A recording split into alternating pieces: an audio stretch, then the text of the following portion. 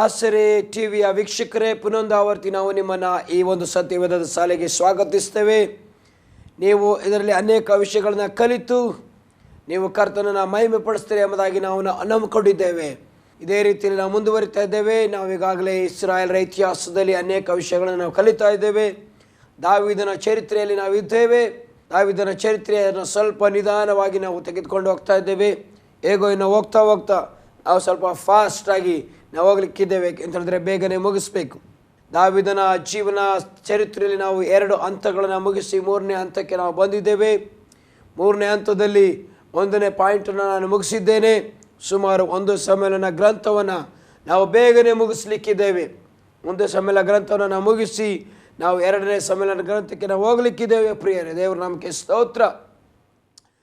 ಬೇಗನೆ ನಾವು ಇದನ್ನು ಬೇಗನೆ ಮುಂದುವರಿಸ್ಕೊಂಡು ಹೋಗ್ತೇವೆ. ದಾವೀದನು ಅವನು ಒಬ್ಬಂಟಿಗನಾಗಿದ್ದವನು. ಈಗ 400 ಜನ ಶ್ರೇಷ್ಠರಾದಂಥ ಸೈನಿಕರಿಗೆ ಅವನು ನಾಯಕನಾಗಿರೋದನ್ನು ನಾವು ಕಾಣ್ತೇವೆ. ಪ್ರಿಯರೇ, ಅದಾದ ಮೇಲೆ ಅವನ ಸೈನ್ಯ ಹಾಗೆಯೇ ಅದು ಬೆಳೀತಾ ಶ್ರೇಷ್ಠವಾದ ನಾಯಕರುಗಳಿಂದ ಅದು ಬೆಳೆದು ಹೋಗುವುದನ್ನು ನಾವು ದೇವರ ವಾಕ್ಯದಲ್ಲಿ ನಾವು ಕಾಣುವವರಾಗಿದ್ದೇವೆ. ಪ್ರಿಯರೇ, 11ನೇ ಹಂತ ಅಥವಾ 3ನೇ ಹಂತದ 2ನೇ ಒಂದು ವಿಷಯ ಅಥವಾ ಪ್ರಾರಂಭದಲ್ಲಿ ನೋಡಿದ್ರೆ ನಾವು 11ನೇ ವಿಷಯಕ್ಕೆ ನಾವು ಕಾಲಿಡಲಿಕ್ಕಿದ್ದೇವೆ. 10ನೇ ವಿಷಯಕ್ಕೆ ನಾವು ಕಾಲಿಡಲಿಕ್ಕಿದ್ದೇವೆ. ದಾವೀದನು ಅವನು ಸ್ವಂತ ನಾಯಕತ್ವದಲ್ಲಿ ಯುದ್ಧಗಳನ್ನು ಪ್ರಾರಂಭಿಸುವುದನ್ನು ನಾವು 1 ಸಮುವೇಲ 23ನೇ ಅಧ್ಯಾಯ 1ರಿಂದ 4 ವಚನಗಳಲ್ಲಿ ನಾವು ಕಾಣ್ತೇವೆ. ಶತ್ರುಗಳು ಯಹೂದ್ಯರಿಗೆ ವಿರುದ್ಧವಾಗಿ ಮುತ್ತಿಗೆ ಹಾಕಿರೋದನ್ನು ನಾವು ಕೇಳ್ತೇವೆ. ಆಗ ದಾವೀದನು ಕರ್ತನನ್ನು ವಿಚಾರಿಸ್ತಾನೆ, ನಾನು ಹೋಗಿ ಫಿಲಿಸ್ಟಿಯರನ್ನು ಹೊಡೆದು ಅವರನ್ನು ರಕ್ಷಿಸಲ ಅಂತ. ದೇವರು ಅದಕ್ಕೆ ಪರ್ಮಿಷನ್ ಕೊಡ್ತಾರೆ. 4ನೇ ವಚನ, ಆದುದರಿಂದ ಅವನು ತಿರುಗಿ ಯೆಹೋವನನ್ನು ಕೇಳಿದನು. ಆತನು, ನೀನೆದ್ದು ಕೇಲಕ್ಕೆ ಹೋಗು, ನಾನು ಫಿಲಿಸ್ಟಿಯರನ್ನು ನಿನ್ನ ಕೈಗೆ ಒಪ್ಪಿಸಿಕೊಡುವನು ಎಂದು ಉತ್ತರ ಕೊಟ್ಟನು. ಎಷ್ಟರ ಮಟ್ಟಿಗೆ ದಾವೀದನು ಪ್ರಾರಂಭದಿಂದ ಅವನು ದೇವರನ್ನು ಆತ್ಕೊಳ್ತಾನೆ. ಪ್ರಿಯರೇ, 400ಕ್ಕೂ ಹೆಚ್ಚು ಜನರು ಈಗ ದಾವೀದನೊಂದಿಗಿದ್ದಾರೆ. ಈಗ ಅವನು ಸ್ವಂತ ನಾಯಕತ್ವದಲ್ಲಿ ಯುದ್ಧ ಮಾಡಲಿಕ್ಕೆ ಅವನು ಸಿದ್ಧನಾಗಿದ್ದಾನೆ. ಅಷ್ಟೆಲ್ಲ ಸಿದ್ಧವಾಗಿದ್ದರು ಇಲ್ಲಿ ನಾವು ನೋಡುವಂಥ ವಿಷಯ ಏನಂತ ಹೇಳಿದ್ರೆ, ಅವನು ದೇವರನ್ನು ವಿಚಾರಿಸ್ತಾ ಇದ್ದಾನೆ. ದೇವರೇ, ನಿನ್ನ ಚಿತ್ತ ಏನಾಗಿದೆ? ನಾನು ಅವರನ್ನು ರಕ್ಷಿಸಲಿಕ್ಕೆ ಹೋಗಲ್ಲ. 2 ವಿಷಯಗಳನ್ನು ನಾವಿಲ್ಲಿ ಗಮನಿಸಬೇಕು. ಒಂದು, ಆತ್ಮಿಕವಾಗಿ ಬೆಳೆದು ಪೂರ್ಣ ತರಬೇತಿಯನ್ನು ಹೊಂದಿದಂಥ ಆತ್ಮಿಕ ವ್ಯಕ್ತಿಗಳು, ಆತ್ಮಿಕ ವಿಶ್ವಾಸಿಗಳು, ಆತ್ಮಿಕ ನಾಯಕರುಗಳು ಸುಮ್ಮನೆ ಕುಳಿತುಕೊಳ್ಳೋದಿಲ್ಲ. ಪ್ರಿಯರೇ, ಸುಮ್ಮನೆ ಇರೋದಿಲ್ಲ. ನಮ್ಮ ಶತ್ರುಗಳು ಏನು ಬೇಕಾದರೂ ಮಾಡ್ಕೊಂಡಿರಲಿ, ನಮ್ಮ ಶತ್ರುಗಳು ಹೇಗೆ ಬೇಕಾದರೂ ಕಾರ್ಯ ಮಾಡಲಿ, ಸೈತಾನನ ದೂತರು ಹೇಗೆ ಬೇಕಾದರೂ ಜನರನ್ನು ಬಾಧಿಸಲಿ, ಸೈತಾನನ ದೂತರು ಯಾರನ್ನು ಹೇಗೆ ಬೇಕಾದ್ರೂ ನುಂಗಿ ಹಾಕಲಿ, ಸೈತಾನನ ದೂತರು ಯಾರನ್ನು ಹೇಗೆ ಬೇಕಾದರೂ ಹಾಳು ಮಾಡಲಿ, ದುರಾತ್ಮನ ಶಕ್ತಿಗಳು ಹೇಗೆ ಬೇಕಾದರೂ ದೇವರ ಮಕ್ಕಳನ್ನು ಹಿಂಸಿಸಲಿ ಎಂಬುದಾಗಿ ಆತ್ಮಿಕ ನಾಯಕರುಗಳು, ಆತ್ಮಿಕ ಮಕ್ಕಳು, ಆತ್ಮಿಕ ಜನರು ಸುಮ್ಮನೆ ಇರೋದಿಲ್ಲ. ಅವರಿಗೆ ಗೊತ್ತಿರುವಂಥ ಭಾಷೆ, ಗೊತ್ತಿರುವಂಥ ಒಂದು ವಿದ್ಯೆ, ಪ್ರಾರ್ಥನೆ ಮಾಡುವಂಥದ್ದು, ಪ್ರಾರ್ಥನೆಯಲ್ಲಿ ಯುದ್ಧ ಮಾಡುವಂಥದ್ದು, ದೇವರ ಮಕ್ಕಳಿಗಾಗಿ ಪ್ರಾರ್ಥಿಸುವುದು, ಸಭೆಗಾಗಿ ಪ್ರಾರ್ಥಿಸುವುದು, ಕಷ್ಟದಲ್ಲಿ, ಕಣ್ಣೀರಿನಲ್ಲಿ, ಹೋರಾಟದಲ್ಲಿ, ದುಃಖದಲ್ಲಿರುವಂಥ ಜನರಿಗೋಸ್ಕರ ಪ್ರಾರ್ಥಿಸುವುದು. ಅವರಿಗೋಸ್ಕರ ಪ್ರಾರ್ಥಿಸುವಾಗ ಅವರ ಹಿಂದೆ ಇರುವಂಥ ದುಷ್ಟನ ಕಾರ್ಯಗಳು, ಸೈತಾನನ ಕಾರ್ಯಗಳು, ಅಂಧಕಾರದ ಶಕ್ತಿಗಳನ್ನು ಮುರಿದು ಹಾಕುವುದು. ಇಂಥ ಕಾರ್ಯಗಳಲ್ಲಿ ಆತ್ಮಿಕ ವ್ಯಕ್ತಿಗಳು ಬೇಗನೆ ತೊಡಗಿಕೊಳ್ಳಿಕ್ಕೆ ಪ್ರಾರಂಭಿಸ್ತಾರೆ. ಪ್ರಿಯರೇ, ದಾವೀದನ ಜೀವಿತದ ನಾವು ನೋಡ್ತಾ ಇದ್ದೀವಿ. ಅವನು ನಾಯಕನಾಗಿದ್ದಾನೆ, ಯುದ್ಧ ಶೂರನಾಗಿದ್ದಾನೆ, 400ಕ್ಕೂ ಹೆಚ್ಚು ಜನ ಸೈನಿಕರನ್ನು ಹೊಂದಿದ್ದಾನೆ. ಈಗ ಅವನು ಆರಾಮಾಗಿ ಆ ಕಡೆ ತಿರುಗಾಡಿಕೊಂಡು 400 ಜನರಿಗೆ ನಾಯಕನಾಗಿ ಆರಾಮಾಗಿ ಅವನು ಸಮಯ ಕಳೀತಾ ಇಲ್ಲ. ಅವನು ಯಾವಾಗ ದೇವ ಜನರಿಗೆ ಶತ್ರುಗಳಿಂದ ತೊಂದರೆ ಬಂದಿರುವುದನ್ನು ಅವನು ಕಾಣಿಸ್ತವನು. ತಕ್ಷಣವೇ ದೇವರನ್ನು ಅವನು ವಿಚಾರಿಸ್ತಾನೆ. ಈಗ ನಾನೇನು ಮಾಡಬೇಕು ಸ್ವಾಮಿ? ದೇವರೇ, ಇವಾಗ ನಾನೇನು ಮಾಡಬೇಕು? ನಾನು ಇವಾಗ ಅವ್ರನ್ನ ರಕ್ಷಿಸಬೇಕಾ ಬೇಡವಾ? ಹೇಗೆ ಹೋಗಬೇಕು? ದೇವರನ್ನು ಅವನು ತಕ್ಷಣ ವಿಚಾರಿಸಲಿಕ್ಕೆ ಪ್ರಾರಂಭಿಸ್ತಾನೆ. ದೇವರು ಹೇಳ್ತಾರೆ, ನೀನೆದ್ದು ಹೋಗಿ ರಕ್ಷಿಸು ಎಂಬುದಾಗಿ. ನೀನೆದ್ದು ಹೋಗಿ ರಕ್ಷಿಸು. ಅಲ್ಲಿಂದ ದಾವೀದನು ಯುದ್ಧಗಳನ್ನು ಪ್ರಾರಂಭಿಸ್ತಾನೆ. ಅಲ್ಲಿಂದ ದಾವೀದನು ಯುದ್ಧಗಳನ್ನು ಪ್ರಾರಂಭಿಸಿ ಇಲ್ಲಿಂದ ಎಷ್ಟು ಯುದ್ಧಗಳನ್ನು ಅವನು ಮಾಡುತ್ತಾನೋ ನಾವು ಒಂದೊಂದಾಗಿ ನಾವು ಲೆಕ್ಕ ಹಾಕಿಕೊಂಡು ಹೋಗ್ಬೇಕು. ಪ್ರಿಯರೇ, ದೇವರ ನಾಮಕ್ಕೆ ಸ್ತೋತ್ರ. ಪ್ರಿಯ ಕ್ರಿಸ್ತನ ಮಕ್ಕಳೇ, ಪ್ರಿಯ ದೇವರ ಮಕ್ಕಳೇ, ದೇವರ ವಾಕ್ಯವನ್ನು ಹೊಂದಿರುವವರೇ, ಕರ್ತನ ಅಭಿಷೇಕವನ್ನು ಹೊಂದಿರುವವರೇ, ಪವಿತ್ರಾತ್ಮನಿಂದ ನಡೆಸಲ್ಪಡುವವರೇ, ಈ ದಿನ ಸಭೆಗಳಲ್ಲಿ ಎಷ್ಟು ಕಾರ್ಯಗಳು ನಡೀತಾ ಇದ್ದಾವೆ. ನಮ್ಮ ಸಭೆ ಹೇಗೆ ಬೆಳೀತಾ ಇದೆ? ನಮ್ಮ ರಾಜ್ಯದಲ್ಲಿ ಕರ್ತನ ಸಭೆ ಹೇಗಿದೆ? ನಮ್ಮ ದೇಶದಲ್ಲಿ ಕರ್ತನ ಸಭೆ ಹೇಗಿದೆ? ಈ ಪ್ರಪಂಚದಲ್ಲಿ ಕರ್ತನ ಸಭೆ ಹೇಗಿದೆ? ಪ್ರಿಯ ದೇವರ ಮಕ್ಕಳೇ, ಪ್ರಿಯ ದೇವನಾಯಕರೇ, ಪ್ರಿಯ ಆತ್ಮಿಕ ವ್ಯಕ್ತಿಗಳೇ, ನಾನು ಯಾವುದೇ ಒಂದು ಸ್ಥಳೀಯ ಸಭೆಯ ಕುರಿತು ಮಾತನಾಡ್ತಾ ಇಲ್ಲ, ಅಥವಾ ಯಾವುದೋ ಒಂದು ಭಾಗಕ್ಕೆ ಸೀಮಿತವಾದ ಒಂದು ಸಭೆಯ ಕುರಿತು ಮಾತನಾಡ್ತಾ ಇಲ್ಲ, ಅಥವಾ ಯಾವುದೋ ಒಂದು ಸಂಸ್ಥೆಗೆ ಸಂಬಂಧಪಟ್ಟ ಸಭೆಯ ಕುರಿತು ನಾನು ಮಾತಾಡ್ತಾ ಇಲ್ಲ. ನಾನು ಕರ್ತನಾದ ಯೇಸು ಕ್ರಿಸ್ತನ ಒಂದೇ ಸಭೆಯ ವಿಷಯವಾಗಿ ನಾನು ಮಾತನಾಡ್ತಾ ಇದ್ದೇನೆ. ಜಗತ್ತಿನ ಸಭೆ, ಒಂದೇ ಸಭೆ, ಕರ್ತನ ರಕ್ತದಿಂದ ತೊಳೆಯಲ್ಪಟ್ಟ ಸಭೆ, ಕರ್ತನಿಂದ ಆರಿಸಲ್ಪಟ್ಟ ಸಭೆ, ಕುಂದು ಕಳಂಕವಿಲ್ಲದ ಸಭೆ. ಯೇಸು ಸ್ವಾಮಿ ಬರುವಾಗ ಕರ್ತನಿಂದ ಪರಲೋಕಕ್ಕೋಸ್ಕರ ಆರಿಸಿ ಸಿದ್ಧ ಮಾಡಿಟ್ಟಂಥ ಪರಿಶುದ್ಧ ಸಭೆ, ಒಂದೇ ಸಭೆ, ಕಣ್ಣಿಗೆ ಕಾಣಿಸಲಾರದ ಸಭೆ, ಆತ್ಮಿಕ ಮಕ್ಕಳ ಸಭೆ. ಆ ಒಂದು ಸಭೆಯ ವಿಷಯವಾಗಿ ನಾನು ಮಾತಾಡ್ತಾ ಇದ್ದೇನೆ. ಆ ಸಭೆಯ ಸ್ಥಿತಿ ಏನಾಗಿದೆ? ಆ ಸಭೆ ಎಷ್ಟರ ಮಟ್ಟಿಗೆ ಅದು ಉಜ್ಜೀವನದಲ್ಲಿದೆ? ಎಷ್ಟರ ಮಟ್ಟಿಗೆ ಜೀವ ಕಳೆ ಅದರಲ್ಲಿದೆ? ಎಷ್ಟರ ಮಟ್ಟಿಗೆ ದೇವರಲ್ಲಿ ಅದು ಬೆಳೀತಾ ಇದೆ? ಎಷ್ಟರ ಮಟ್ಟಿಗೆ ಕರ್ತನ ಹೆಸರನ್ನು ಅದು ಪ್ರಕಟಪಡಿಸ್ತಾ ಇದೆ?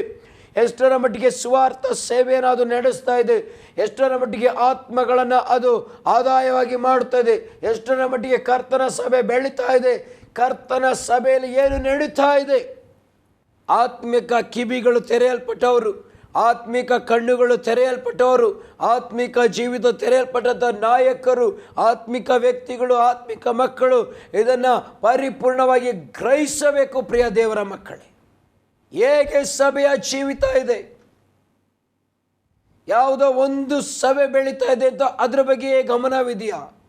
ಯಾವುದೋ ಒಂದು ಕಡೆ ಸಭೆ ಚೆನ್ನಾಗಿದೆ ಅಂತ ಅದರ ಬಗ್ಗೆ ಗಮನವಿದೆಯೋ?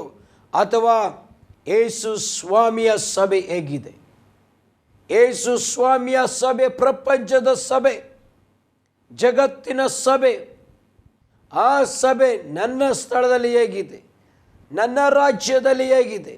ನನ್ನ ದೇಶದಲ್ಲಿ ಹೇಗಿದೆ? ಆ ಸಭೆಗೆ ಆಗಿ, ಆ ಸಭೆಯ ಮಕ್ಕಳಿಗಾಗಿ, ಆ ಸಭೆಯ ವಿಶ್ವಾಸಿಗಳಿಗಾಗಿ ಸಿದ್ಧನಾಗಿರುವ ನೀನು, ತರಬೇತಿ ಹೊಂದಿರುವಂಥ ನೀನು, ಓ ಆತ್ಮಿಕವಾಗಿ ಬೆಳೆದಿರುವಂಥ ನೀನು, ಆತ್ಮಿಕವಾಗಿ ಎಲ್ಲವನ್ನ ಗ್ರಹಿಸಿಕೊಳ್ಳುವಂಥ ನೀನು ಏನು ಮಾಡ್ತಾ ಇದ್ದೀಯಾ? ಸಭೆಗೆ ಸಹಾಯ ಮಾಡ್ತಾ ಇದ್ದೀಯಾ? ಆ ಸಭೆಗಾಗಿ ಪ್ರಾರ್ಥಿಸ್ತಾ ಇದ್ದೀಯಾ? ಸೇವಕರುಗಳಿಗೆ ಸಹಾಯಕರಾಗಿ ನಿಂತುಕೊಂಡಿದ್ದೀರಾ? ಎಷ್ಟು ಜನ ಸೇವಕರುಗಳಿಗಾಗಿ ಮೊಣಕಾಲೂರಿ ನೀವು ಪ್ರಾರ್ಥನೆ ಮಾಡ್ತಾ ಇದ್ದೀರಾ? ಸೇವಕರುಗಳಲ್ಲಿ ಬಲಹೀನರು ಇದ್ದಾರೆ, ಒಳ್ಳೆಯವರು ಇದ್ದಾರೆ, ಉತ್ತಮರು ಇದ್ದಾರೆ, ಆತ್ಮಿಕರು ಇದ್ದಾರೆ, ಬಲಹೀನರು ಇದ್ದಾರೆ.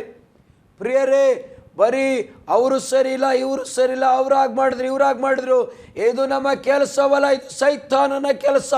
ಇದು ಸಭೆಗೆ ವಿರುದ್ಧವಾಗಿ ಮಾತನಾಡುವವನ ದುರಾತ್ಮನ ಕೆಲಸ, ದುರಾತ್ಮಗಳ ಕೆಲಸ. ನಮ್ಮ ಕೆಲಸ ಏನಂದರೆ ಗಾಯವಾದವರನ್ನ ಗಾಯ ಕಟ್ಟಬೇಕು, ಕಾಯಿಲೆಯಲ್ಲಿ ಬಿದ್ದವರನ್ನ ಸಂತೈಸಿ ಆಧರಿಸಬೇಕು, ಬಲಹೀನರನ್ನ ಬಲಪಡಿಸಬೇಕು, ಚೋಲು ಬಿದ್ದ ಕೈಗಳನ್ನು ಬಲಪಡಿಸಬೇಕು, ನಡುಗುವ ಮೊಣಕಾಲುಗಳನ್ನು ಬಲಪಡಿಸಬೇಕು. ಎಷ್ಟೋ ಜನ ಸೇವಕರು ಬಲಹೀನರಾಗಿದ್ದಾರೆ. ಅಂಥ ಸೇವಕರಿಗಾಗಿ ನಾವು ಪ್ರಾರ್ಥನೆ ಮಾಡುವುದನ್ನು ಕಲ್ತ್ಕೋಬೇಕು. ಆ ಸೇವಕರುಗಳ ಹಿಂದೆ ಅವರನ್ನು ಬೀಳಿಸ್ಲಿಕ್ಕೆ, ಅವರನ್ನು ಬಲಹೀನರ ಮಾಡಲಿಕ್ಕೆ ಹೋರಾಟ ಮಾಡಿರುತ್ತಾ ದುರಾತ್ಮನ ಶಕ್ತಿಗಳು, ಸೈತಾನನ ಶಕ್ತಿಗಳಿಗೆ ವಿರುದ್ಧವಾಗಿ ಮೊಣಕಾಲೂರಿ ಪ್ರಾರ್ಥನೆಯಲ್ಲಿ, ನನ್ನ ದೇವರೇ, ನನ್ನ ಕರ್ತನೆ, ಆ ಸೇವಕರು ಬಲಹೀನರಾಗಲಿಕ್ಕೆ ಇದು ಕಾರಣ, ಆ ಸೇವಕಿ ಬಲಹೀನರಾಗಲಿಕ್ಕೆ ಇದು ಕಾರಣ, ಆ ದುರಾತ್ಮನ ಶಕ್ತಿಗಳು ಕಟ್ಟಲ್ಪಡಲಿ, ಮುರಿಯಲ್ಪಡಲಿ, ಬಂಧಿಸಲ್ಪಡಲಿ. ಆ ಸೇವಕನನ್ನು ಎಬ್ಬಿಸು, ಆ ಸೇವಕನನ್ನು ಬಲಪಡಿಸು, ಆ ಸೇವಕಿಯನ್ನು ಎಬ್ಬಿಸು, ಆ ಸೇವಕಿಯನ್ನು ಬಲಪಡಿಸಿ ಎಂಬುದಾಗಿ ಮೊಣಕಾಲೂರಿ ದುರಾತ್ಮನ ಶಕ್ತಿಗಳಿಗೆ ವಿರುದ್ಧವಾಗಿ ಹೋರಾಟ ಮಾಡಿ ದೇವರ ಮಕ್ಕಳನ್ನು ಬಂಧನದಿಂದಲೂ, ಬಲಹೀನತೆಯಿಂದಲೂ, ಪಾಪ ಸ್ವಭಾವದಿಂದಲೂ, ಅಂಧಕಾರದ ಶಕ್ತಿಗಳ ಬಂಧನದಿಂದಲೂ ಬಿಡುಗಡೆ ಮಾಡಿಸಲಿಕ್ಕೆ ನೀನು ಸಿದ್ಧನಾಗಿದ್ದೀಯಾ? ನೀವು ಸಿದ್ಧರಾಗಿದ್ದೀರಾ ಪ್ರಿಯರೇ? ಅದು ಅತ್ಯಂತ ಬಹಳ ಮುಖ್ಯವಾದಂಥ ಸೇವೆ. ಬಹುಶಃ ನಿನ್ನನ್ನು ಯಾರು ಗುರುತಿಸದೇ ಇರಬಹುದು, ಯಾರು ನೀನೇನು ಮಾಡ್ತಾ ಇದೀಯ ಎಂಬುದಾಗಿ ಕೇಳದೇ ಇರಬಹುದು. ಆದರೆ ಪರಲೋಕದಲ್ಲಿ ನಿನ್ನ ಯಜಮಾನನು ಅದನ್ನು ನೋಡ್ತಾ ಇದ್ದಾನೆ. ಪರಲೋಕದಲ್ಲಿ ನಿನ್ನ ಕರ್ತನು ಅದನ್ನು ನೋಡ್ತಾ ಇದ್ದಾನೆ. ಕರ್ನಾಟಕದಲ್ಲಿರುವಂಥ ಎಲ್ಲ ಸೇವಕರುಗಳಿಗಾಗಿ ಎಷ್ಟು ಹೊತ್ತು ನಾನು ಪ್ರಾರ್ಥನೆ ಮಾಡಬಹುದು. ಭಾರತ ದೇಶದಲ್ಲಿರುವಂಥ ಸೇವಕರುಗಳಿಗೋಸ್ಕರ ಎಷ್ಟು ನಾನು ಪ್ರಾರ್ಥನೆ ಮಾಡಬಹುದು. ಎಷ್ಟೋ ದುರಾತ್ಮಗಳ ಬಂಧನಗಳಿಗೆ ಒಳಗಾಗಿ, ಪಾಪದ ಬಂಧನಗಳಿಗೆ ಒಳಗಾಗಿ ಎಷ್ಟೋ ರೀತಿಯಲ್ಲಿ ಸೇವಕರುಗಳು ಸಿಗಾಕೊಂಡಿದ್ದಾರೆ ಪ್ರಿಯರೇ. ಎಷ್ಟೋ ಜನ ಸೇವಕರಿಗೆ ಪ್ರಾರ್ಥನೆಯ ಬಲ ಬೇಕು, ಸಹಾಯದ ಬಲ ಬೇಕು, ಆದರಣೆಯ ಬಲ ಬೇಕು, ಸಂತೈಸುವಿಕೆಯ ಬಲ ಬೇಕು. ಅಂಥ ಬಲವನ್ನು ಯಾರು ಕೊಡ್ತಾರೆ? ಅವರಿಗೆ ಯಾರು ಬಿದ್ದವರನ್ನ ಮೇಲೆ ಕೆತ್ತುತ್ತಾರೆ? ಯಾರು ಪ್ರೋತ್ಸಾಹ ಪಡಿಸುವವರಿದ್ದಾರೆ? ದುಃಖದಲ್ಲಿ ಕಣ್ಣೀರಿನಲ್ಲಿರುವಂಥ ಸೇವಕನಿಗೆ ಯಾರು ಕಣ್ಣೀರನ್ನು ಒರೆಸ್ತಾರೆ? ಆತ್ಮಿಕ ವ್ಯಕ್ತಿಗಳು, ತರಬೇತಿ ಹೊಂದಿದ ವ್ಯಕ್ತಿಗಳು, ದಾವೀದನ ಸ್ಥಿತಿಯಲ್ಲಿರುವವರು ದೇವರ ಮಕ್ಕಳ ಪರವಾಗಿ, ದೇವ ಜನರ ಪರವಾಗಿ, ಕರ್ತನ ಸಭೆಯ ಪರವಾಗಿ ನೀವು ಪ್ರಾರ್ಥಿಸುವವರು, ನೀವು ದುಷ್ಟನ ಶಕ್ತಿಗಳಿಗೆ ವಿರುದ್ಧವಾಗಿ ಹೋರಾಡುವವರು, ಸೈತಾನನ ಎಲ್ಲ ಕಾರ್ಯಗಳನ್ನು ಕಟ್ಟಿ ಬಂಧಿಸುವವರು ನೀವು ಆಗಿರಬೇಕು ಪ್ರಿಯರೇ. ಅದು ನಿಮ್ಮಿಂದ ಕರ್ತನು ಬಯಸ್ತಾನೆ. ಅದನ್ನು ನಿಮ್ಮಿಂದ ಯೇಸು ಕ್ರಿಸ್ತನು ಎದುರು ನೋಡ್ತಾ ಇದ್ದಾನೆ. ಬರೀ ನಾನು ಆತ್ಮಿಕವಾಗಿ ಬೆಳೆದಿದ್ದೇನೆ, ಆತ್ಮಿಕವಾಗಿ ಎಲ್ಲವನ್ನು ತಿಳ್ಕೊಂಡಿದ್ದೇನೆ, ಆತ್ಮಿಕವಾಗಿ ಎಲ್ಲ ವಿಷಯಗಳು ಗೊತ್ತು ಎಂಬುದಾಗಿ ಹೇಳಿ ಇನ್ನೂ ದೇವ ಜನರಿಗೆ ವಿರುದ್ಧವಾಗಿ ಮಾತಾಡ್ತಾ, ಇನ್ನೂ ದೇವ ಜನರನ್ನ ಕ್ರಿಟಿಸೈಸ್ ಮಾಡ್ತಾ, ಅವಹೇಳನ ಮಾಡ್ತಾ, ಇನ್ನೂ ದೇವ ಜನರನ್ನ ಕೆಳಗಡೆ ತಳಿತಾ, ಇನ್ನೂ ಅವ್ರು ಬೆಳೆಯೋದು ಸರಿಯಿಲ್ಲ ಅವ್ರ ಕಾಲು ಎಳೆದು, ಇವ್ರು ಬೆಳೆಯೋದು ಸರಿಯಿಲ್ಲ ಇವ್ರ ಕಾಲಲ್ಲಿ ಎಳೆದು ಹೇಳೋದಾದರೆ ನೀನು ಸೈತಾನನ ಕೈಲಿ ದೂತನಾಗಿದ್ದಿ. ನೀನು ಸೈತಾನನ ಆಳಾಗಿದ್ದಿ, ನೀನು ಸೈತಾನನ ಮಗನಾಗಿದ್ದಿ, ನೀನು ಸೈತಾನನ ಕೈಲಿ ಆಯುಧವಾಗಿ ಸಭೆಯನ್ನು ಹಾಳು ಮಾಡುವಂಥ ವ್ಯಕ್ತಿಯಾಗಿದ್ದಿ. ಅದು ನಮ್ಮ ಕೆಲಸ ಅಲ್ಲ. ನಮ್ಮ ಕೆಲಸ ದೇವರ ಮಕ್ಕಳನ್ನು ಬಿಡಿಸುವಂಥದ್ದಾಗಿದೆ ಪ್ರಿಯರೇ. ದೇವರಿಗಾಗಿ ದೇವರ ಅಭಿಷೇಕದಲ್ಲಿ ಯುದ್ಧ ಮಾಡುವುದು ನಮ್ಮ ಕೆಲಸ, ಹೋರಾಡುವುದು ನಮ್ಮ ಕೆಲಸ. 23ನೇ ಅಧ್ಯಾಯ 1ನೇ ವಚನದಿಂದ ದಾವೀದನು ಏನು ಮಾಡಿದೆ ಎಂಬುದನ್ನು ನೀವು ಓದ್ಕೊಂಡು ಹೋಗ್ರಿ ಪ್ರಿಯರೇ. ಒಂದು ಕಡೆ ಅವನು ಶತ್ರುಗಳ ಶಕ್ತಿಗಳನ್ನು ನಾಶ ಮಾಡ್ಕೊಳ್ತಾ ಬರ್ತಾನೆ, ಸೀಕ್ರೆಟ್ ಆಗಿ, ಯಾರಿಗೂ ಗೊತ್ತಿಲ್ಲದೆ ಅವನು ಒಂದೊಂದು ಕಡೆ ಶತ್ರುವನ್ನು ನಾಶ ಮಾಡ್ಕೊಳ್ತಾ ಬರ್ತಾನೆ. ಇನ್ನೊಂದು ಕಡೆ ದೇವರ ಮಕ್ಕಳನ್ನು ಬಿಡಿಸಿ ದೇವರ ಮಕ್ಕಳಿಗೆ ಉಡುಗೊರೆಗಳನ್ನು ಕಳಿಸ್ಲಿಕ್ಕೆ ಪ್ರಾರಂಭಿಸ್ತಾನೆ, ಉಡುಗೊರೆಗಳನ್ನು ಕೊಡಲಿಕ್ಕೆ ಪ್ರಾರಂಭಿಸ್ತಾನೆ, ಬಹುಮಾನಗಳನ್ನು ಕಳಿಸ್ತಾನೆ, ಅವರನ್ನು ಆಧರಿಸ್ತಾನೆ, ಅವರನ್ನು ಶ್ರೀಮಂತರನ್ನಾಗಿ ಮಾಡ್ತಾನೆ, ಅವರನ್ನು ತೃಪ್ತರನ್ನಾಗಿ ಮಾಡ್ತಾನೆ, ಅವರಿಗೆ ಸಂರಕ್ಷಣೆಯನ್ನು ಒದಗಿಸ್ಕೊಡ್ತಾನೆ. ಅವರು ದಾವೀದನ ಸೈನ್ಯ ನಮ್ಮ ಜೊತೆ ಇರೋವರೆಗೂ ನಮಗೆ ಯಾವ ಭಯ ಇಲ್ಲ, ಯಾವ ಅಪಾಯ ಇಲ್ಲ, ಯಾವ ಡೇಂಜರ್ ಇಲ್ಲ ಎಂಬುದಾಗಿ ಸಮಾಧಾನದಲ್ಲಿ ಅವರು ಜೀವಿಸುವವರಾಗಿರ್ತಾರೆ ಪ್ರಿಯರೇ. ಕಾರಣ ದಾವೀದನು ಅವನ ಸೈನ್ಯ ದೇವರ ಮಕ್ಕಳನ್ನು ಸಂರಕ್ಷಿಸಿ ಸೈತಾನನ ಕಾರ್ಯಗಳನ್ನು ಹೊಡೆಯಲಿಕ್ಕೆ ಪ್ರಾರಂಭಿಸ್ತದೆ. ಪ್ರಿಯ ದೇವರ ಮಕ್ಕಳೇ, ದೇವರ ಸೇವಕರೇ, ಕ್ರಿಸ್ತನಲ್ಲಿ ಆತ್ಮೀಕವಾಗಿ ಬೆಳೆದವರೇ, ನೀವು ಕ್ರಿಸ್ತನ ಸೈನಿಕರಾಗಿ ಬೆಳೆದಿರುವುದಾದರೆ, ಕ್ರಿಸ್ತನ ಸೈನಿಕರಂತೆ ನೀವು ಜೀವಿಸುವುದಾದರೆ ನಿನ್ನ ಕೆಲಸ ದೇವರ ಮಕ್ಕಳನ್ನು ಸಂರಕ್ಷಿಸಿ ಸೈತಾನನ ಶಕ್ತಿಗಳನ್ನು ನಾಶ ಮಾಡುವುದು. ಕತ್ತಿಯನ್ನು ತೆಗೆದುಕೊಂಡಲ್ಲ, ಆಯುಧವನ್ನು ತೆಗೆದುಕೊಂಡಲ್ಲ, ಮೊಣಕಾಲಿನ ಮೇಲೆ ನಿಂತು ಆತ್ಮದಲ್ಲಿ. ಪೌಲನು ಹೇಳ್ತಾನೆ, ಆತ್ಮದಲ್ಲಿ ನಾನು ಅನೇಕ ಕಾರ್ಯಗಳನ್ನು ಮಾಡಿದೆ ಅಂತ. ಆತ್ಮದಲ್ಲಿ ಅವನು 3ನೇ ಆಕಾಶದವರೆಗೆ ಹೋಗಿ ಬಂದ. ಆತ್ಮದಲ್ಲಿ ಅವನು ಮೃಗಗಳೊಂದಿಗೆ ಹೋರಾಟವನ್ನು ಮಾಡಿದ. ಆತ್ಮದಲ್ಲಿ ಅವನು ದುಷ್ಟ ಸೈತಾನನ ಶಕ್ತಿಗಳನ್ನು ಕಟ್ಟಿ ಬಂಧಿಸಿ ಎಲ್ಲ ಕೋಟೆ ಕೊತ್ತಲಗಳನ್ನು ಕೆಡವಿ ಹಾಕಿದ. ಪ್ರಿಯರೇ, ಒಬ್ಬ ಒಳ್ಳೆ ಶ್ರೇಷ್ಠ ಸೈನಿಕನಾಗಿ ಅಪೊಸ್ತಲ ಪೌಲನು ಸೇವೆಯನ್ನು ಮಾಡಿದ. ಅದೇ ರೀತಿಯ ಸೇವೆಯನ್ನು ನಾವು ಮಾಡುವವರಾಗಿರಬೇಕು. ನಾವಿನ್ನು ತಲೆಯಾಗಿ ಕಾಣಿಸ್ದೇ ಇರ್ಬೋದು, ನಾವಿನ್ನು ಅರಸನಾಗಿ ಕಾಣಿಸದೇ ಇರ್ಬೋದು, ಜನರು ನಮ್ಮನ್ನು ಗುರುತಿಸದೇ ಇರ್ಬೋದು, ಆದರೆ ನಮ್ಮ ಕೆಲಸ, ನಮ್ಮ ಸೇವೆ ದೇವರ ಸಭೆಗಾಗಿ ನಾವು ಜೀವಿಸಬೇಕು. ದೇವರ ಸಭೆಗಾಗಿ ನಾವು ಸೇವೆ ಮಾಡಬೇಕು. ಗ್ರಾಸ್ ರೂಟ್ ಲೆವೆಲಿಂದ ನಮ್ಮ ಸೇವೆ ಪ್ರಾರಂಭವಾಗಬೇಕು. ತಳದಿಂದ ನಮ್ಮ ಸೇವೆ ಪ್ರಾರಂಭವಾಗಬೇಕು. ದಾವೀದನು ಯುದ್ಧ ಮಾಡಿ ಶತ್ರುಗಳನ್ನು ನಾಶ ಮಾಡಿ ಒಂದೊಂದೇ ಜನರನ್ನು ಬಿಡಿಸ್ತಾನೆ.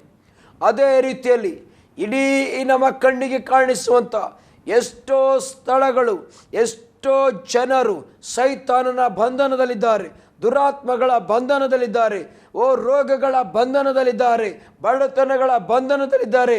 ಅಂಥ ಜನರನ್ನ ಬಿಡಿಸುವುದಕ್ಕೆ ಅವರಿಗೋಸ್ಕರ ನೀನು ಪ್ರಾರ್ಥನೆ ಮಾಡು, ಅವರಿಗೋಸ್ಕರ ಹೋರಾಟ ಮಾಡು, ಅವರಿಗೋಸ್ಕರ ಅವರಿಗೆ ವಿರುದ್ಧವಾಗಿರುವಂಥ ದುಷ್ಟ ಶಕ್ತಿಗಳು, ದುರಾತ್ಮನ ಶಕ್ತಿಗಳನ್ನು ಕಟ್ಟಿ ಅವರುಗಳನ್ನು ಜೀವ ಸ್ವರೂಪನಾದ ದೇವರ ಬಳಿಗೆ ನಡೆಸು, ನಂಬಿಕೆಗೆ ನಡೆಸು, ವಿಶ್ವಾಸಕ್ಕೆ ನಡೆಸು, ಸುವಾರ್ತೆಯ ಕೆಲಸವನ್ನು ಮಾಡು.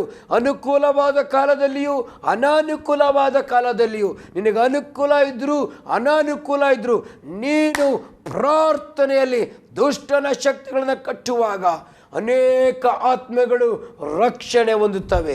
ಸಭೆ ಬೆಳೆಯೋದಕ್ಕೆ ಪ್ರಾರಂಭವಾಗ್ತದೆ. ಯೇಸು ಕ್ರಿಸ್ತನ ಸಭೆ ಬೆಳೆಯುತ್ತದೆ.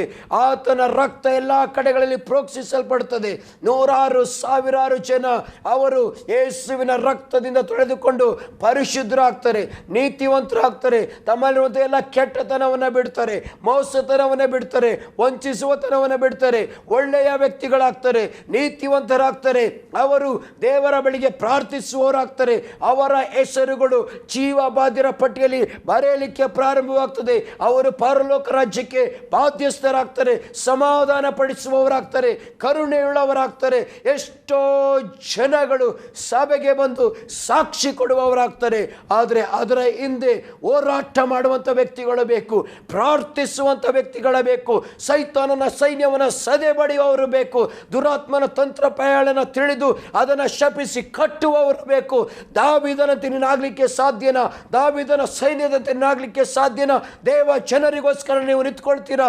ದೇವರ ಸಭೆಗೋಸ್ಕರ ನೀವು ನಿಂತ್ಕೊಳ್ತೀರಾ? ಯೇಸು ಕ್ರಿಸ್ತನಿಗಾಗಿ ನೀವು ನಿಂತುಕೊಂಡು ಯೇಸುವಿನ ಯುದ್ಧವನ್ನು, ಧರ್ಮ ಯುದ್ಧವನ್ನು, ಆತ್ಮಿಕ ಯುದ್ಧವನ್ನು ನೀನು ಮಾಡಲಿಕ್ಕೆ ಶಕ್ತನಾಗಿದೆಯಾ? ಸಿದ್ಧನಾಗಿದೆಯಾ? ಸಮರ್ಪಣೆ ನಿನಗಿದೆಯಾ? ಇದು ಬಹಳ ಪ್ರಾಮುಖ್ಯವಾದಂಥ ವಿಷಯ. ಪ್ರಿಯರೇ, ಯಾಕೆ ಎಷ್ಟೋ ಜನಗಳು ರಕ್ಷಣೆ ಮಾರ್ಗದಲ್ಲಿ ಬರ್ತಾ ಇಲ್ಲ? ಯಾಕೆ ಎಷ್ಟೋ ಜನಗಳು ಇನ್ನೂ ಶತ್ರುವಿನ ಕೈಯಲ್ಲಿ ಸಿಕ್ಕಿಕೊಂಡಿದ್ದಾರೆ? ಯಾಕೆ ನಾವೇನೆಲ್ಲ ಮಾಡಿದರೂ ಬರೀ ಇದೇ ನಡೀತಾ ಇದೆ? ಯಾಕೆ ಜನರು ಬಂಧನದಿಂದ ಬಿಡುಗಡೆ ಆಗ್ತಾ ಇಲ್ಲ? ಯಾಕೆ ನಾವು ಬಿಡಿಸಿದವ್ರವ್ರನ್ನೇ ಇನ್ನೂ ಬಿಡಿಸಕ್ಕೆ ಹೋಗ್ತೀವಿ? ಬಂಧನದಲ್ಲಿ ಇಲ್ಲದೆ ಇರೋರನ್ನೇ ಮತ್ತೆ ಬಂಧನಕ್ಕೆ ಸಿಗಿಸ್ಲಿಕ್ಕೆ ಹೋಗ್ತೇವೆ. ಬಂಧನದಿಂದ ಬಿಡಿಸೋರು ಯಾರು? ಯುದ್ಧ ಮಾಡುವಂಥ ಜನರು ಬೇಕು. ದಾವೀದನು ನಮಗೆ ಬೇಕು, ಅಭಿಷಿಕ್ತನು ನಮಗೆ ಬೇಕು, ದಾವೀದನಂಥ ಸೈನಿಕರು ನಮಗೆ ಬೇಕು. ದಾವೀದನ ರೀತಿಯಲ್ಲಿ, ದಾವೀದನ ಅಂಡರಲ್ಲಿ ಯುದ್ಧ ಮಾಡ್ತಾ ತರಬೇತಿ ಹೊಂದಿದಂಥ ಸೈನಿಕರುಗಳು ನಮಗೆ ಬೇಕು. ಆತ್ಮಿಕ ಲೋಕದಲ್ಲಿ ಟ್ರೈನಿಂಗನ್ನು, ತರಬೇತಿಯನ್ನು ತೆಗೆದುಕೊಂಡು ಆತ್ಮದಲ್ಲಿ ಬೆಳೆದು ಅಭಿಷೇಕವನ್ನು ಹೊಂದ್ಕೊಂಡು ಸಿದ್ಧರಾಗಿ ದೇವರ ರಾಜ್ಯಕ್ಕಾಗಿ ಏನು ಬೇಕಾದರೂ ಮಾಡಲಿಕ್ಕೆ ಸಮರ್ಪಣೆ ಹೊಂದಿರುವಂಥ ವೀರರುಗಳು ನಮಗೆ ಬೇಕು. ಆಗ ಬಂಧನದಲ್ಲಿರುವಂಥ ಆತ್ಮಗಳಿಗೆ ಬಿಡುಗಡೆ ಆಗ್ತದೆ, ಪಾಪದಲ್ಲಿರುವಂಥ ಆತ್ಮಗಳಿಗೆ ಬಿಡುಗಡೆ ಆಗ್ತದೆ, ಸೈತಾನನಿಂದ ಅವರಿಗೆ ಬಿಡುಗಡೆ ಆಗ್ತದೆ, ದುರಾತ್ಮಗಳಿಂದ ಅವರಿಗೆ ಬಿಡುಗಡೆ ಆಗ್ತದೆ. ಓಹ್ ನನ್ನ ಪ್ರಿಯ ದೇವರ ಮಕ್ಕಳೇ, ಆತ್ಮಿಕ ಯುದ್ಧವನ್ನು ಮಾಡುವಂಥ ಜನರನ್ನು ನೀವು ಕಾಣ್ರಿ. ನಿಮ್ಮ ಸಭೆಗಳಲ್ಲಿ, ಸ್ಥಳೀಯ ಸಭೆಗಳಲ್ಲಿ, ದೊಡ್ಡ ಸಭೆಗಳಲ್ಲಿ ಆತ್ಮಿಕ ಹೋರಾಟ ಮಾಡುವಂಥ, ಆತ್ಮಿಕ ಯುದ್ಧವನ್ನು ಮಾಡುವಂಥ ಆತ್ಮಿಕ ನಾಯಕರುಗಳು, ಸೈನಿಕರುಗಳನ್ನು ನೀವು ಎಬ್ಬಿಸ್ರಿ. ಆ ಆತ್ಮಿಕ ನಾಯಕರುಗಳ ಜೊತೆ ನಿಲ್ಲುವಂಥ 10 ಜನ, 20 ಜನ, 50 ಜನ, 100 ಜನರಂತ ಪ್ರಾರ್ಥಿಸುವಂಥ ವೀರರುಗಳನ್ನು ಎಬ್ಬಿಸ್ರಿ. ಏನು ಆಗ್ತದೆ ಎಂಬುದನ್ನು ನೀವು ನೋಡ್ರಿ. ಏನು ಆಗ್ತದೆ ಎಂಬುದನ್ನು ನೀವು ನೋಡ್ರಿ. ಯಾವ ಮನುಷ್ಯರು ನಮ್ಮ ಶತ್ರುಗಳಲ್ಲ. ಯಾವ ಮನುಷ್ಯರು ನಮ್ಮ ಶತ್ರುವಲ್ಲ. ನಾವು ಸುಮ್ಮನೆ ಅವ್ರು ಕೆಟ್ಟವರು, ಇವ್ರು ಕೆಟ್ಟವರು, ಅವ್ರು ನಮಗೆ ವಿರುದ್ಧವಾಗಿ ಮಾತಾಡ್ತಾರೆ, ಇವ್ರು ನಮಗೆ ವಿರುದ್ಧ ಮಾತಾಡ್ತಾರೆ, ಅದ್ಯಾವುದನ್ನು ನಾವು ಮಾತಾಡೋದ್ರಲ್ಲ ಅರ್ಥ ಇಲ್ಲ ಪ್ರಿಯರೇ. ಯೇಸು ಸ್ವಾಮಿ ಹೇಳಿದ್ದಾರೆ, ನಿನ್ನ ಶತ್ರುವನ್ನು ನಿನ್ನಂತೆಯೇ ಪ್ರೀತಿಸು ಅಂತ. ಯಾಕೆಂದರೆ ನಮಗೆ ಶತ್ರುಗಳೇ ಇಲ್ಲ ಭೂಮಿ ಮೇಲೆ. ಯಾರೂ ನಮ್ಮ ಶತ್ರುಗಳಲ್ಲ. ಕಾರಣ ಈ ಪ್ರಪಂಚದ ದೇವರು, ಇಹಲೋಕದ ಅಧಿಪತಿ ಸೈತಾನನು, ಅವನ ದುರಾತ್ಮಗಳು, ಅವನ ದೂತರುಗಳು ಎಲ್ಲರ ಕಣ್ಣನ್ನು ಕುರುಡು ಮಾಡಿ ಯೇಸು ಕ್ರಿಸ್ತನ ಬೆಳಕನ್ನು ಅವರು ನೋಡಬಾರದೆಂಬುದಾಗಿ ಅವರ ಕಣ್ಣಿದ್ದರೂ ಕುರುಡನ್ನು ಮಾಡಿ ಅವರನ್ನು ಅವರ ಬಂಧನದಲ್ಲಿಟ್ಕೊಂಡು ಈ ಸೈತಾನನು ದೇವರಿಗೂ, ದೇವರ ರಾಜ್ಯಕ್ಕೂ, ದೇವರ ಮಕ್ಕಳಿಗೂ ವಿರುದ್ಧವಾಗಿ ಅನೇಕ ಕಾರ್ಯಗಳನ್ನು ಮಾಡುತ್ತಾ, ಅವನು ಯುದ್ಧ ಮಾಡುತ್ತಾ, ಅವನು ಹೋರಾಟ ಮಾಡುತ್ತಾ, ಅವನು ತನ್ನ ಕಾರ್ಯವನ್ನು ಮಾಡ್ತಿರೋದ್ರಿಂದ ಈ ಜನರು ಅವರಿಗೇನೂ ತಿಳಿಯದೆ ಎಡಗೈ ಬಲಗೈಯನ್ನು ಅರಿಯದವರಾಗಿ ಅವರು ಅನೇಕ ಕಾರ್ಯಗಳನ್ನು ಮಾಡ್ತಾ ಇದ್ದಾರೆ ಪ್ರಿಯರೇ. ನಮ್ಮ ಈ ಹೊರಗಿನ ಕಣ್ಣುಗಳಿಗೆ ಅವರು ಕಾಣಿಸ್ತಾರೆ. ಹಾಗಾಗಿ ಅವರೇ ನಮ್ಮ ಶತ್ರುಗಳು ಅಂತ ನಾವು ನೋಡಲಿಕ್ಕೆ ಪ್ರಯತ್ನಿಸ್ತೇವೆ. ಅವರೇ ನಮಗೆ ವಿರುದ್ಧವಾಗಿರೋರು ಎಂಬುದಾಗಿ ನಾವು ನೋಡಲಿಕ್ಕೆ ಪ್ರಯತ್ನಿಸ್ತೀವಿ. ಆದರೆ ನಿಜವಾಗಲೂ ಅವರು ನಮ್ಮ ಶತ್ರುಗಳಲ್ಲ. ಅವರು ನಮಗೆ ವಿರುದ್ಧವಾಗಿ ತಿರುಗಿ ಬೀಳೋದಿಲ್ಲ.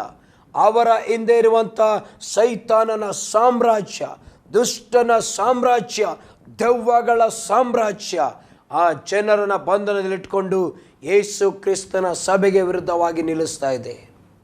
ಪ್ರಿಯ ದೇವರ ಮಕ್ಕಳೇ, ಆ ಸೈತಾನನ ರಾಜ್ಯವನ್ನು ನಾವು ಒಡೆದುರುಳಿಸ್ಬೇಕು. ಮೋಸತನದ ಆತ್ಮ, ವಂಚಿಸುವ ಆತ್ಮ, ಎಂತೆಂಥ ದುಷ್ಟ ಆತ್ಮಗಳು ಅನೇಕರಲ್ಲಿ ಕಾರ್ಯ ಮಾಡ್ತಾ ಇದ್ದಾವೆ. ಆತ್ಮಹತ್ಯೆಯ ಆತ್ಮ, ಮರಣದ ಆತ್ಮ, ಮೋಸದ ಆತ್ಮ, ಕರಪ್ಷನಿನ ಆತ್ಮ, ಎಂತೆಂಥ ಆತ್ಮಗಳು ಎಂತೆಂಥ ಗುಂಪಿನಲ್ಲಿ ಕಾರ್ಯ ಮಾಡ್ತಾ ಇದ್ದಾವೆ. ಆ ದುರಾತ್ಮಗಳನ್ನು ದೇವರ ಹೆಸರಿನಲ್ಲಿ ನಾವು ಕಟ್ಟುವವರಾಗಿರಬೇಕು ಪ್ರಿಯರೇ. ದೇವರ ಹೆಸರಿನಲ್ಲಿ ಸಂಪೂರ್ಣವಾಗಿ ನಾವು ಕಟ್ಟಬೇಕು ದೇವರ ಮಕ್ಕಳೇ. ಆಗ ಅವರಿಗೋಸ್ಕರ ಕಣ್ಣೀರಿಟ್ಟು ಹತ್ತು ದೇವರ ಮುಂದೆ, ಸ್ವಾಮಿ, ಈ ಜನರಿಗೆ ಏನು ತಿಳಿದಿಲ್ಲ, ಇವರಿಗೆ ಬಿಡುಗಡೆಯನ್ನು ಕೊಡಪ್ಪ, ಇವರಿಗೆ ನಿತ್ಯ ಜೀವವನ್ನು ಕೊಡು, ಇವರಿಗೆ ರಕ್ಷಣೆಯನ್ನು ಕೊಡು, ಇವರಿಗೆ ಪರಲೋಕ ರಾಜ್ಯವನ್ನು ಕೊಡು ಎಂಬುದಾಗಿ ನಾವು ಒಂದು ಕಡೆ ಸೈತಾನನನ್ನು ಹೋರಾಟ ಮಾಡಿ ಕಟ್ಟಿ, ಇನ್ನೊಂದು ಕಡೆ ಕಣ್ಣೀರಿಂದ ಅವರಿಗೋಸ್ಕರ ಪ್ರಾರ್ಥಿಸುವಾಗ, ದೇವರೇ, ಪ್ರಿಯ ದೇವರ ಮಕ್ಕಳೇ, ಬರೀ ನಮಗೆ ಕಣ್ಣಿಗೆ ಕಾಣಿಸುವಂಥ ಜನರು ಮಾತ್ರವಲ್ಲ, ನಮ್ಮ ಸುತ್ತಮುತ್ತಲಿರುವಂಥ ಇಡೀ ವಾತಾವರಣವೇ ಬದಲಾಗ್ತದೆ. ನಮ್ಮ ವಾತಾವರಣದಲ್ಲಿರ್ತಕ್ಕಂಥ ಎಲ್ಲ ನೀತಿ ನಿಯಮಗಳು ಬದಲಾಗೋಗ್ತವೆ. ಸೈತಾನನ ನೀತಿ ನಿಯಮಗಳುಂಟು, ಸೈತಾನನ ಕಾರ್ಯಗಳುಂಟು. ಅದಕ್ಕನುಗುಣವಾಗಿ ಅದರ ಪ್ರೇರೇಪಣೆಗಳಿಗೆ ಅನುಗುಣವಾಗಿ ಜನರು ಪಾಪಗಳನ್ನು ಮಾಡ್ತಾ ಇದ್ದಾರೆ. ನಾವು ಹೋರಾಟ ಮಾಡುವಾಗ ಸೈತಾನನು ತೆಗೆದುಹಾಕಲ್ಪಡ್ತಾನೆ.